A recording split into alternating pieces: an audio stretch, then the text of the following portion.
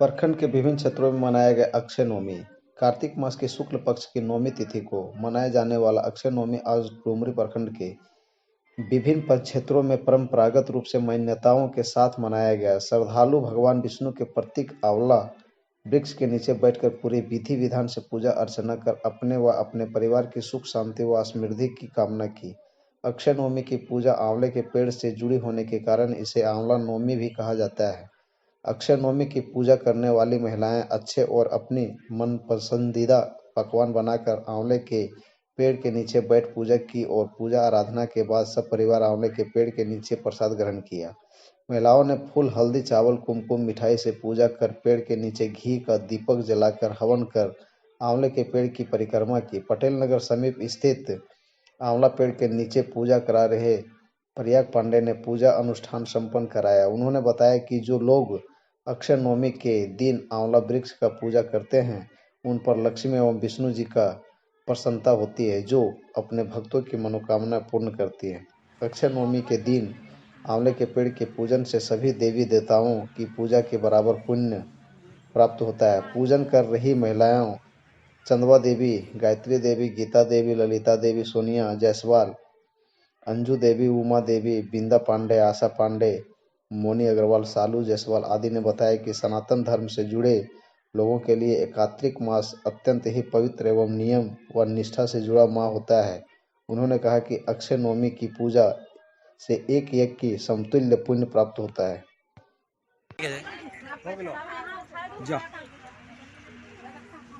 महाराज इन दोनों का जीवनी बतलाए कि अपने जीवन में हमेशा यह कुकर्म किए हैं, पाप रत में थे, मांस और मदिरा में थे और वैश्यागामी किया करते थे, चोरी भी किया करते थे। हमारे धर्मराज ने वहाँ जमपुरी में आदेश दिया कि दोनों को नरकगामी में ले जाओ, नरक में ठेल दो।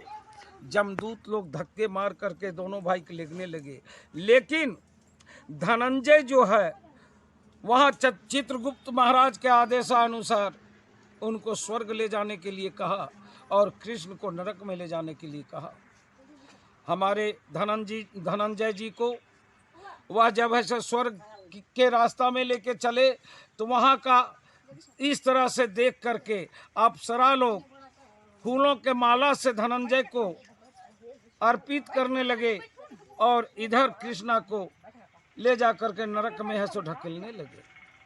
तब धनंजय कुछ दूर जाने के बाद में वह देवदूत से पूछता है, जमदूत से, कि भाई ये बताइए, हम लोग दोनों भाई एक ही माँ से उत्पन्न हुए हैं और दोनों ही दिन प्रतिदिन नीच कर्म किया है साथ में, हमको एक भाई को स्वर्ग और दूसरे भाई को नरक में क्यों भेजा जाता है?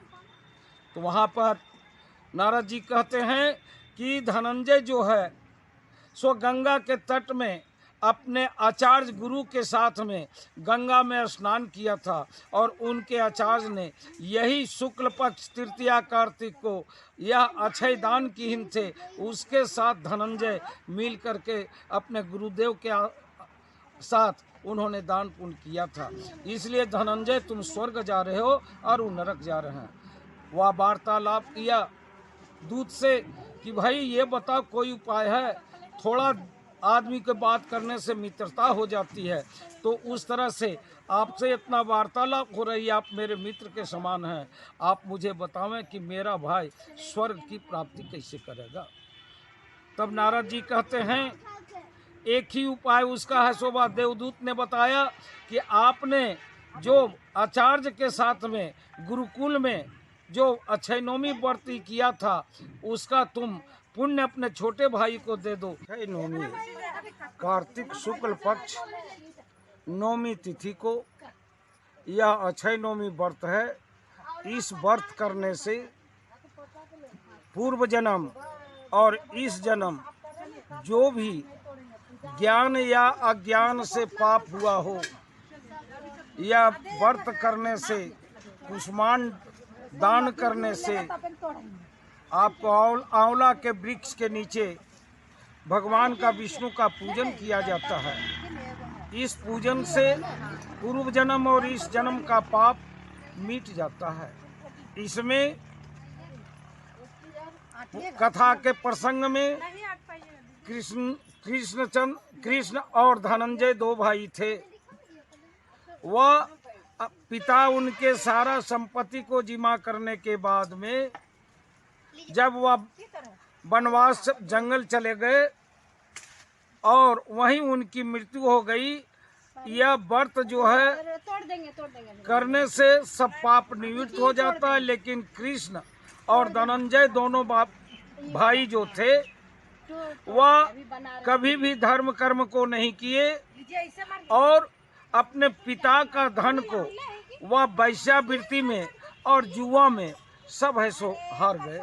अंतोगत्वा दोनों भाई चोरी करने लगे।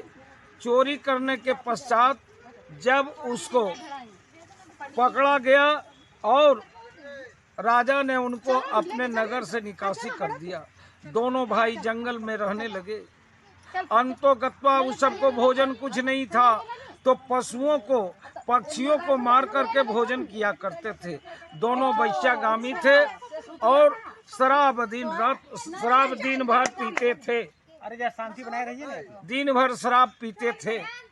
लेकिन एक दिन उस घनघोर जंगल में व्याघ्र ने दोनों भाई को भक्षण कर दिया। दोनों भाई एक ही दिन जमदूत लोगों को जमराज के पास ले गए। वहाँ चित्रगुप्त महाराज से धर्मराज पूछते हैं कि इन दोनों अपने जीवन में क्या क्या किया, हमारे नरक से वह साथ में चला आएगा। तो वही अपने दान को उन्होंने अपने छोटे कृष्ण को दिया तो दोनों भाई वहाँ स्वर्ग में वास करने लगे। और अभी भी प्रयत्न में भी इस समय में भी दोनों कृष्ण और धनंजय दोनों भगवान के यहाँ विष्णु के यहाँ वहाँ स्थिर हैं। यह जो व्रत है पूर्व जन्म का और इस जन्म का पाप किया हुआ चाहे ज्ञान से या अज्ञान से ये व्रत करने से और कुष्मांड जो है उसमें सोने डाल करके दान करने के लिए बतलाता है। और आंवला वृक्ष के अंदर में ब्राह्मण को जो यथाशक्ति हो दक्षिणा दे करके वो आंवले के वृक्ष के नीचे लोग भोजन करें, यही प्रथा चला रहा है और इसमें पापों का नाश होता है। बोलिए विष्णु भगवान की जय।